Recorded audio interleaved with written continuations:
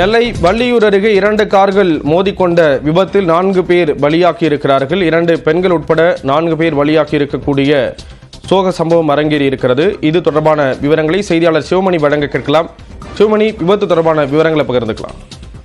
திருநெல்வேலி கன்னியாகுமரி தேசிய சாலை 4 வழிச்சாலையாக இருக்கக்கூடிய இந்த சாலையில நாங்குநேரிக்கும் வள்ளியூருக்கும் நடுவே தளபதி சமுத்திரம் கீழூர் என்ற பகுதியில ஒரு ஸ்விஃப்ட் டிசையர் கார் வள்ளியூரை நோக்கி சென்று கொண்டிருந்த ஸ்விஃப்ட் டிசையர் கார் நடு தடுப்பையும் தாண்டி எதிரே இருக்கக்கூடிய அந்த எதிரே வரக்கூடிய சாலையில் அந்த சாலைக்கு சென்று அந்த சாலையில எதிரே வந்த இனோவா கார் மீது மோதி இருக்கிறது. 2 கார்களும் நேருக்கு நேர் மோதிய விபத்துல ஸ்விஃப்ட் டிசையர் காரில் பயணித்த 2 பெண்கள் உள்ளிட்ட 4 பேர் சம்பவ இடத்திலேயே உயிரிழந்திருக்கிறார்கள்.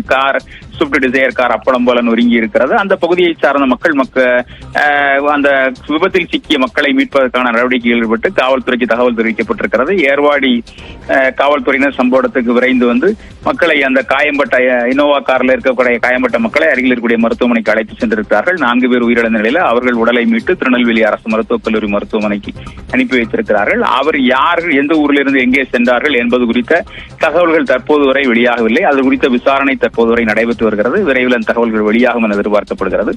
இந்த ஸ்விஃப்ட் டிசையர் கார் அதிவேகமாக சென்றதன் காரணமாக எதிரே சாலை தடுப்பை நடுவே இருக்கக்கூடிய சென்டர் மீடியன் தடுப்பையும் தாண்டி எதிரே சென்றதன் காரணமாக அந்த விபத்து நேர்ந்ததாக சம்பவத்தை நேரில் பார்த்த நபர்கள் தெரிவித்திருக்கிறார்கள். ஸ்ரீராம், தகவல்களை வழங்கியதற்கு நன்றி சிவமணி.